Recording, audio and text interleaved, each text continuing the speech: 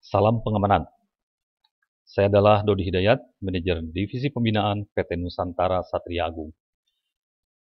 Pada kesempatan ini, kita akan belajar bagaimana menyusun laporan kejadian atau LAPDI dan bagaimana melaksanakan suatu wawancara.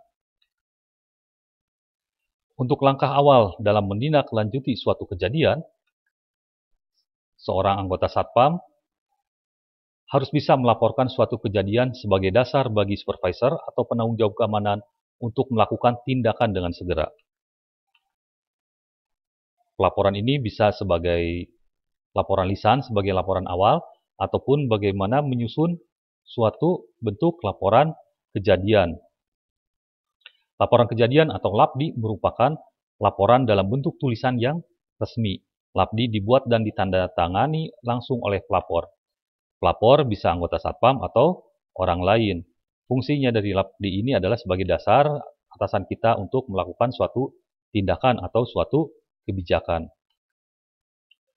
Satuan pengamanan sebagai mitra Polri yang berperan dalam pembinaan keamanan dan ketertiban masyarakat, penegakan peraturan perundangan, serta menumbuhkan kesadaran dan kewaspadaan keamanan di lingkungan atau kawasan tempat kerjanya, mempunyai kewenangan yang terbatas. Anggota Satpam tidak melakukan suatu penyidikan, hanya membantu dalam pengumpulan informasi mengenai suatu kejadian. Itulah fungsi Satpam sebagai mitra Polri. Pengumpulan informasi yang dilakukan oleh Satpam dapat dilakukan dengan cara pengamatan atau dengan melakukan wawancara terhadap seseorang yang dianggap mengetahui jalannya suatu kejadian. Sedangkan kewenangan penyidikan ada pada pejabat polisi negara Republik Indonesia atau pejabat pegawai negeri sipil tertentu yang diberikan kewenangan khusus oleh undang-undang dalam melakukan suatu penyidikan, seperti dalam pasal 1 KUHP. Penyidikan adalah serangkaian tindakan penyidik dalam hal menurut cara yang diatur dalam undang-undang untuk mencari serta mengumpulkan bukti yang dengan bukti-bukti itu membuat terang tentang tindak pidana yang terjadi dan guna menemukan tersangkanya. Menurut pasal 75 ayat 1 Undang-Undang Nomor 8 Tahun 1981 tentang Hukum Acara Pidana, berita acara dibuat untuk setiap tindakan tentang pemeriksaan tersangka, penangkapan, penahanan, penggeledahan, pemasukan rumah, penyitaan benda, pemeriksaan surat, pemeriksaan saksi, pemeriksaan di tempat kejadian, pelaksanaan penetapan dan putusan pengadilan, pelaksanaan tindakan lain sesuai dengan ketentuan dalam undang-undang.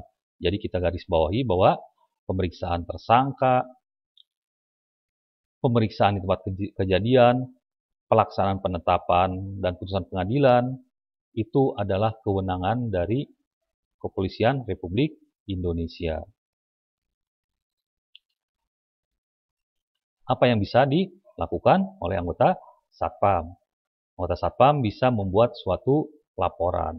Laporan sendiri adalah merupakan pemberitahuan yang disampaikan oleh anggota Satpam atau seseorang tentang telah atau sedang atau diduga akan terjadi suatu tindak pidana atau terjadinya suatu peristiwa. Hal utama dalam suatu laporan kejadian adalah jenis kejadian apa dan bagaimana kronologisnya. Dalam menentukan jenis kejadian yang terjadi, yang harus diperhatikan yang pertama adalah kejadian bukan merupakan suatu asumsi atau perkiraan pribadi. Harus dipastikan bahwa jenis kejadiannya itu bukan berdasarkan asumsinya atau analisanya, tapi benar-benar merupakan data atau informasi yang disampaikan dalam bentuk fakta dari kejadian.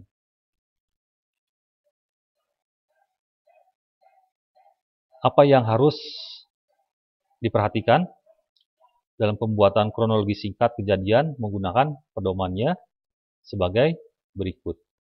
Pedoman yang pertama adalah kejadian diuraikan secara singkat dan padat, tidak bertele-tele. Kemudian, gunakan kaidah piramida terbalik. Piramida terbalik ini adalah bagaimana kita menceritakan atau membuat suatu kronologis berdasarkan dari hal yang umum dulu, yang besar. Kemudian mengerucut ke hal-hal yang semakin khusus atau semakin detail. Kemudian pergunakan apa yang disebut dengan 5W1H. Apa itu 5W1H? 5W1H itu adalah W pertama adalah what, apa, menanyakan tentang jenis kejadiannya, menerangkan tentang jenis kejadiannya. Kemudian who, siapa, menerangkan si orang, siapa pelakunya, siapa saksinya, siapa yang terlibat, apakah ada yang korban dan sebagainya. Kemudian when, kapan waktunya, dan di mana TKP-nya. Yang terakhir adalah why, bagaimana hal itu bisa terjadi.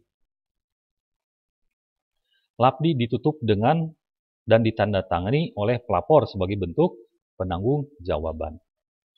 Ini adalah yang terakhir, how, bagaimana hal itu bisa terjadi. Ini adalah contoh lapdi. Bisa kita lihat di sini, lapdi harus diberikan nomor. Nomornya nomor berapa, kemudian di bawahnya pada hari ini sebutkan harinya, tanggal berapa, tahun berapa, bahwa saya sebutkan nama anggota satpamnya, nomor registrasi satpamnya, yang bertugas pada lokasi pengamanan disebutkan lokasi penempatan tugas pengamanan, dengan ini menerangkan bahwa pada hari apa, tanggal apa, sekira pukul berapa telah terjadi kejadian, sebutkan jenis kejadiannya di sini. Dengan kronologis sebagai berikut. Seperti tadi yang sudah disampaikan, pembuatan kronologis itu menggunakan si Adi demen babi. Kemudian gunakan juga dari hal umum dulu, baru mengerucut ke hal yang khusus. Selanjutnya adalah bagaimana kita melakukan suatu wawancara. Apa yang maksud dengan wawancara? Wawancara merupakan percakapan antara dua orang atau lebih dan berlangsung antara narasumber dan pewawancara. Apa tujuannya? Tujuannya adalah untuk mendapatkan informasi yang tepat dari narasumber yang terpercaya. Dilakukan dengan cara penyampaian sejumlah pertanyaan dari pewawancara kepada narasumber.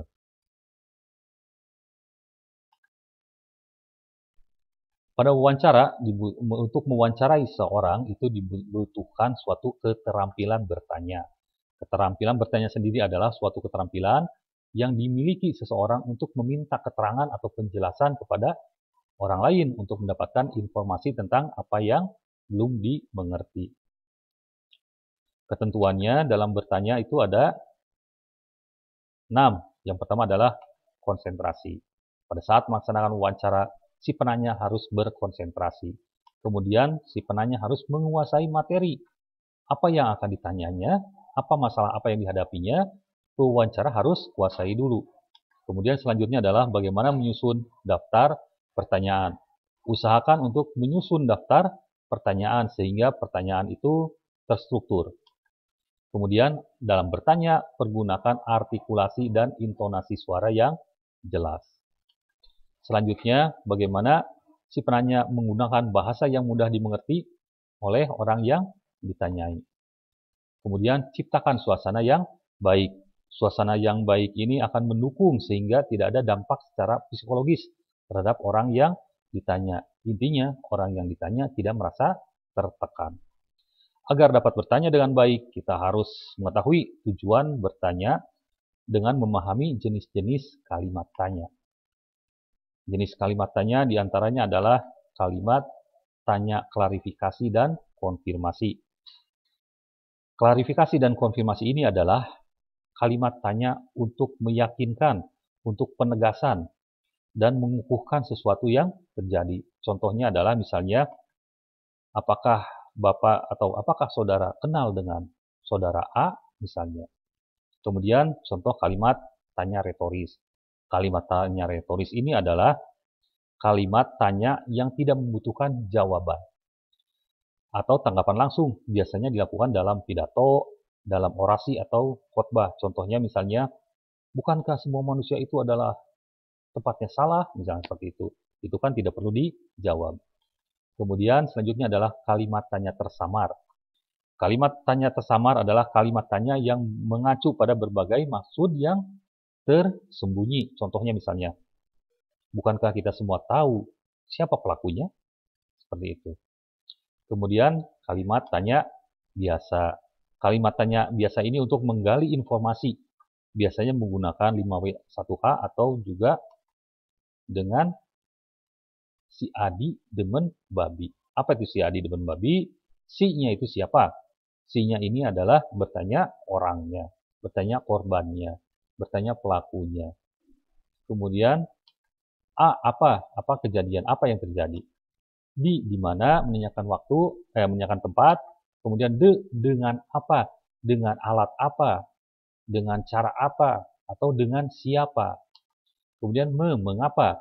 Mengapa ini adalah untuk menanyakan sebab dari suatu kejadian. Kemudian bagaimana. Bagaimana ini untuk menanyakan cara atau proses terjadinya suatu kejadian. Yang terakhir, bila mana. Bila mana ini menanyakan waktu. Dalam teori yang lainnya dikenal juga 6 jenis pertanyaan. 6 jenis pertanyaan ini berdasarkan bagaimana pertanyaan itu diajukan. Yang pertama adalah pertanyaan terbuka. Diajukan untuk meminta informasi sebanyak mungkin. Si penjawab diberikan kebebasan seluas-luasnya untuk mengemukakan apa yang diketahui. Contohnya, coba ceritakan apa yang Bapak ketahui tentang kejadian ini, misalnya. Kemudian pertanyaan tertutup. Pertanyaan tertutup ini adalah pertanyaan yang mengharapkan suatu jawaban pasti, ya atau tidak. Apakah Bapak datang tepat waktu, ya atau tidak? Itu pertanyaan tertutup. Kemudian pertanyaan berurutan. Pertanyaan berurutan ini diajukan secara bertubi-tubi sehingga si penjawab atau yang orang yang ditanyai tidak bisa menjawab. Ini dilakukan untuk menekan penanya. Kemudian pertanyaan mengarahkan. Pertanyaan mengarahkan itu jawabannya kita sudah tahu. Penanya hanya mengarahkan jawaban yang diinginkan. Selanjutnya adalah pertanyaan hipotetik. Pertanyaan pengandaian. Coba Bapak bayangkan. Nah, contohnya seperti itu. Kemudian pertanyaan retorik. Tadi pertanyaan yang tidak membutuhkan suatu jawaban. Itu kompetensi yang harus Satpam miliki. Membuat laporan kejadian, bagaimana melakukan wawancara. Apabila kita pahami, apabila kita bisa latih, kemudian menguasai, tentu saja itu akan meningkatkan kompetensi seorang anggota Satpam. Sehingga anggota Satpam dapat bekerja dengan baik di tempat kerjanya. Demikian, apabila akan mendapatkan materi tulisan, bisa dibaca di www.pendidikansatpam.blogspot.com. Demikian, terima kasih.